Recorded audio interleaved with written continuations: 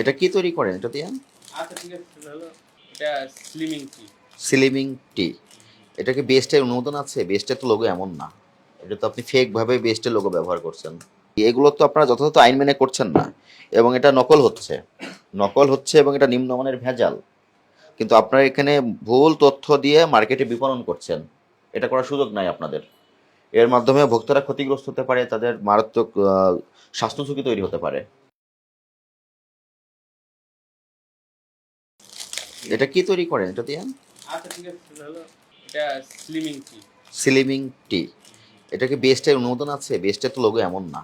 এটা তো আপনি ফেক ভাবে বেস্টের লোগো ব্যবহার করছেন। এটা কেন ব্যবহার করেছেন?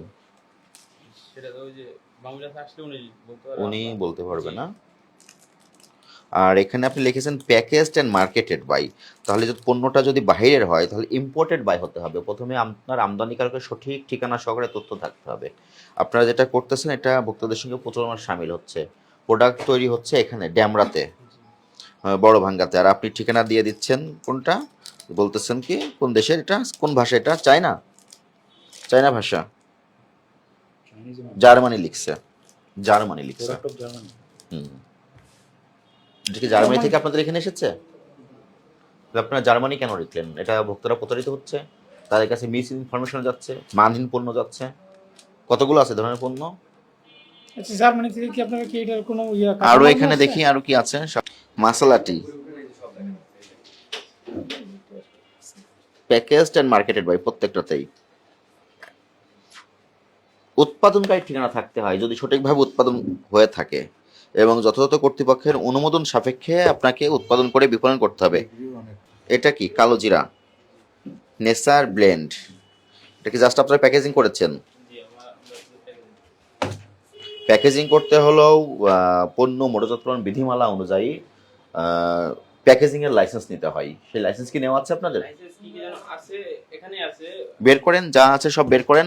কিন্তু আপনাদের এই যেগুলো আমরা দেখতেছি এগুলো তো আপনারা যথাযথ আইন মেনে করছেন না, এবং এটা নকল হচ্ছে। নকল হচ্ছে এবং এটা নিম্নমানের ভেজাল। কিন্তু আপনারা এখানে ভুল তথ্য দিয়ে মার্কেটে বিপণন করছেন।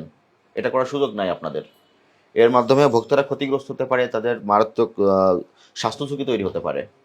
এগুলো সব এন্ট্রি করে নেন। চলেন কারখানার প্রসেসটা দেখান। কি দায়িত্বে আছেন? ম্যানেজার। প্রতিষ্ঠানের ট্রেড লাইসেন্স আছে? জি। আর কি কি ডকুমেন্টস আছে? যেগুলোর বিএসটি সেগুলো আছে। হ্যাঁ। বেস্টে আপনি দেখলাম একটা স্লিম টি বলে বিক্রি করছেন, ওখানে বিদেশি ভাষা লেখা আছে। আর আপনাদের প্যাকেটের ঠিকানা দেওয়া আছে আপনি প্যাকেজিং অ্যান্ড মার্কেটেড বাই। হ্যাঁ। তাহলে পণ্য কি আপনারা উৎপাদন করেন না এখানে প্রোডাকশন করেন? আমরা এখানে প্যাকেজিং করি। প্যাকেজিং করেন, পণ্যটা প্রোডাকশন হয় কোথায়? এখানেই হচ্ছে। তাহলে বাইরের দেশের বিদেশি ভাষা দিয়ে কেন প্যাকেজিং করতেছেন? বিদেশের সঙ্গে আপনাদের কি সম্পর্ক? এখানে আসলে তিন চারটা ভাষা দেওয়া আছে। হ্যাঁ, 3-4টা যে ভাষা দিলেন, ইংলিশ, এটা বাংলা এবং চায়না। এটা কোন বেসিসে দিলেন আপনি? পণ্য মূল্যকরণ তো বিধিমালা আছে, আপনি কি সেই বিধিমালা অনুযায়ী দিয়েছেন? না, এই বিধিমালা আসলে ডিটেইলসটা আমি কি জানি কি না। ভাষা দিয়েছেন? চায়না, চায়না, তারপরে ইংলিশ ইংলিশ, এবং বাংলা। চায়না ভাষাটা কি আপনি পড়তে পারেন? জি না। ওটা কেন দিয়েছেন?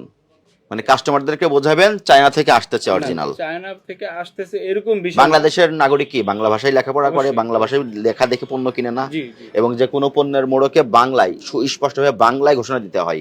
আপনি সেখানে চায়না ভাষা কেন দিচ্ছেন? কারণ কাস্টমারদেরকে আকৃষ্ট করার জন্য দিচ্ছেন। না, বাংলা কিন্তু আছে। এটা এক ধরনের মিথ্যা বিজ্ঞাপনও হয়। আর এটা কি পাতা? এইটা ওই যে সোনা পাতার যেটাকে বলে সাদা, হ্যাঁ, একই গাছে হয়। আপনার ওইটা যখন পাকে বীজ, এটার মধ্যে বীজ হয়। হুম। এইটাই একই গাছে থেকে সংগ্রহ করেছেন আপনি? এগুলো আমরা ইম্পোর্ট করি। ইম্পোর্টেড ডকুমেন্টস গুলো দেখাবেন সব। আর প্রোডাকশন গুলো কোথায় করছেন একটু দেখান, চলেন। আপনি এইখানে দেখেন, এই যে কি স্যার। 170 ডগার পূর্বপুরা সারলে এগুলো নতুন করে পূর্ণাঙ্গ ঠিকানা থাকবে প্রতিষ্ঠানের। আপনি যখন মোড়কজাত করবেন, জি। মোড়কজাতকরণ বিধিমালা অনুযায়ী আপনি যে উৎপাদনকারী, এটা আপনি তৈরি করছেন না? জি। তাহলে আপনার প্রতিষ্ঠানের পূর্ণাঙ্গ ঠিকানা থাকবে। শুধু সারুলে থাকবে কেন? সারুলে এটা আমরা মানে কি? সারুলে তো অনেক বড় একটা এলাকা। না, আপনি তো ওই অর্ধেক তত দিলে হবে না। আপনাদের কয় ধরনের পণ্য আছে টোটাল? 1 2 3 4 5 6 7 8 9 10 11 12। তাহলে 11টা ধরনের পণ্য বিক্রি করেন আপনি, হ্যাঁ? এবং প্রত্যেকটা পণ্যই প্যাকেটজাত করেছেন। প্যাকেটজাতকরণের যে অনুমোদনটা নিয়েছেন বিএসটিআই, সেই লাইসেন্সটা দেখাবেন। আর এটাতে আপনি বিএসটিআই লোগো ব্যবহার করেছেন, বিএসটিআই। বিএসটি এর লোগোটা এনওসি থেকে, ওনাদের থেকে একটা আমরা এনওসি নিছি। আপনি বিএসটিআই যেহেতু লোগো ব্যবহার করেছেন, বিএসটিআই অনুমোদনটা দেখাবেন। না, এই এটা কিন্তু বাধ্যতামূলক পণ্য না। না, এটা বিএসটি বাধ্যতামূলক পণ্য না, তাহলে আপনি কেন এই মানচিহ্নটা ব্যবহার করলেন? নিচে আমরা লিখে দিয়েছি, আমরা ওনাদের থেকে একটা এনওসি নিছি যে আমরা আচ্ছা। আচ্ছা এনওসি নিচ্ছেন, এনওসি নিয়ে মানে তো আপনি লোগো ব্যবহার করুন, সেই সেই এখতিয়ার তো আপনাকে দেওয়া হয় নাই। লোগো কে ইউজ করতে পারবে? যে অনুমোদন নিচ্ছে, আপনি তো অনুমোদন নেন নাই, না আপনি তো এনওসি নিচ্ছেন, এটা আপনার অন্য বিষয়। এনওসিতে তো আপনি লোগো ইউজ করতে পারবেন না। মিং হার্বাল ফুড 170 ডগার ড্যামরা ঢাকা, প্যাকেজড অ্যান্ড মার্কেট। আপনার পণ্য যখন মৌখিকরণ করবেন সেখানে 6টা তথ্য বাধ্যতামূলক থাকতে হয়। তার ভিতরে একটা তথ্য উৎপাদনকারীর সঠিক তথ্য থাকতে হবে, ঠিকানা সহকারে, এমআরপি থাকতে হবে। কিন্তু এগুলোই আপনারা সেগুলো মেনটেন করতেছেন না। এখানে যেগুলো আপনি লিখেছেন, helps to treat cough and asthma, reduce blood sugar, treat rheumatic and back pain, improve back pain, improve memory, promote lactation, regulate blood pressure, step hair loss, boost immune system, improve general health. আপনি যে তথ্যগুলো এখানে দিয়েছেন তার কোনো scientific ব্যাখ্যা আছে আপনার কাছে? কোনো ডক্টরের পরামর্শ দিয়েছেন আপনি, বা এটা ব্যবহার করে যে এইগুলো হয় তার কোনো রিপোর্ট আছে? এইভাবে ওইভাবে রিপোর্ট নাই কিন্তু। তাহলে এই ফেক তথ্যগুলো কেন দিচ্ছেন? র কিনে প্যাকেজিং করেন? জি হ্যাঁ, জি, র কোথা থেকে কিনে নিয়ে আসেন? কৃষক থেকে, যারা কৃষক মধু থেকে। উৎপাদন করে। তা আপনি তো উৎপাদন করতেছেন, এটা বোতলজাত করতেছেন, উৎপাদনও আপনি করতেছেন, প্যাকেজিংও আপনি করতেছেন, কিন্তু আপনি আপনার উৎপাদনের ক্ষেত্রে তথ্যটুকু হাইড করে কেন দিচ্ছেন? আবার একটা লিখেছেন, কালো জিরা মৃত্যু ব্যতীত সকল লোকের মহৌষধ, সহি বুখারী। একটা হাদিসও ব্যবহার করলেন, মানে কাস্টমারদেরকে আকৃষ্ট করার জন্য যা যা প্রয়োজন সবই ব্যবহার করতেছেন। এগুলো মিথ্যা বিজ্ঞাপনের শামিল। আপনি পরীক্ষা ল্যাবরেটরি টেস্ট না করে কোনো কিছু এইভাবে মিথ্যা বক্তব্য দিতে পারবেন না। প্রত্যেকটা লিখেছেন বোতলজাতকারী। তাহলে এটা যখন খুচরা দোকান থেকে একজন কাস্টমার কিনবে, ওর যদি কোনো প্রবলেম হয় উৎপাদনকারী নামে সে মামলা করতে পারে আইনগতভাবে। সেই সুযোগটা তো আপনি রাখছেন না।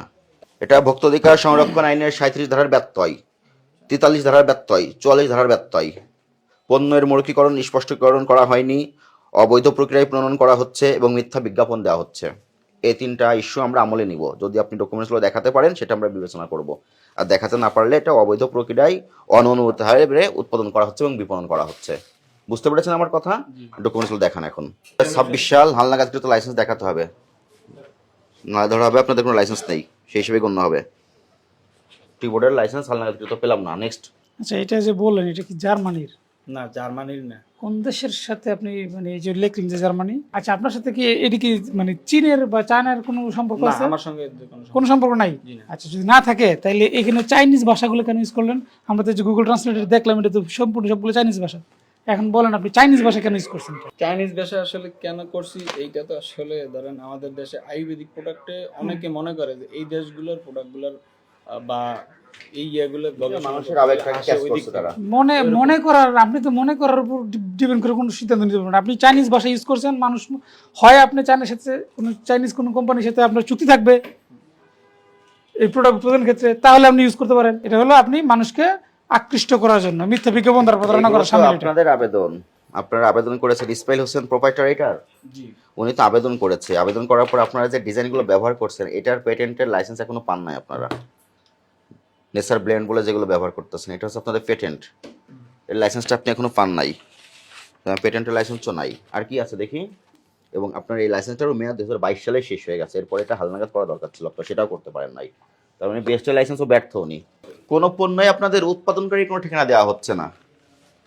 আপনারা শুধু একটা কথা লিখে বাজারে ছেড়ে দিচ্ছেন, সেটা মোড়ক ও বাজারজাতকারী। তাহলে আমি যখন একটা পণ্য ব্যবহার করবো আমাকে তো জানতে হবে এটা সোর্সিংটা জি জি ঠিক না, এটা কোথায় উৎপাদন হচ্ছে। শুধু লিখেছেন এগুলো, কিন্তু আমরা যখন অভিযানে যাই ফিল্ডে খুচরা দোকানে তখন কিন্তু এই জন্য তাদেরকে আমরা জরিমানা করি এবং তাদেরকে বলে এই ধরনের কোম্পানির পণ্যগুলো রাখবেন না। তো আপনারা জেনে শুনে আপনাদের পরিচয় হাইড করে শুধু প্যাকেজড বাই লিখে দিয়ে দিচ্ছেন এবং কোনো ঠিকানা দেন না এখানে। এগুলো আর উৎপাদন করবেন না, এইগুলো আর উৎপাদন করবেন না। যদি আপনার উৎপাদন করতে মন চাই আপনি যে কর্তৃপক্ষগুলো আছে তাদের কাছ থেকে অনুমোদন নেবেন এবং যে শর্তগুলো আছে আইনগুলো আছে সেগুলো মেনটেন করে করবেন। এবং আপনার প্যাকেটে আপনার সঠিক ঠিকানা দিতে হবে এবং কোনো বিদেশি ভাষা ব্যবহার করা যাবে না। আপনি বায়োসলিম নামে 2012 সালে অনুমোদন নিয়েছিলেন, একটা এনওসি নিয়েছিলেন। এনওসি নেওয়া মানে আপনি বিপণন করতে পারবেন না, বুঝতে পেরেছেন? এনওসি নিয়ে আপনি নিজে ব্যবহার করতে পারেন। বাণিজ্যিক কাজে ব্যবহারের জন্য আপনাকে অবশ্যই অনুমোদন নিতে হবে এবং এটা পরীক্ষা নিরীক্ষার মাধ্যমে মার্কেটে ছাড়তে হবে এবং সেই ক্ষেত্রে আপনাকে প্যাকেটে সঠিক ঠিকানা দিয়ে দিতে হবে, ঘোষণা দিয়ে দিতে হবে কি কি পণ্য আছে, উপকরণ কি কি আছে, ক্ষতিকর কোনো দিক আছে কিনা, ওজন কতটুকু আছে, সমস্ত তথ্য দিতে হবে। আপনারা বিভিন্ন জায়গা থেকে সোর্সিং করে এখানে স্টক করেন, করে এখানে প্যাকেজিং করেন এবং এই প্যাকেটে আপনাদের ইচ্ছা মতো আপনারা এই বিজ্ঞাপনের খাতিরে এগুলো বসিয়ে দিচ্ছেন। আপনাদের এখানে আমরা যে অ্যানামোলিসগুলো পেয়েছি, আপনি এই অ্যানামোলিসগুলো সবকিছু আপনাকে বর্ণনা করে আমরা শুনিয়েছি, আপনি এই প্রেক্ষিতে আপনার দোষ স্বীকার করেন? যেগুলো আমার হাতে এখন অবশ্যই দোষ, যেগুলো আমার লিকেজি আছে আচ্ছা, সেগুলো অবশ্যই দোষ।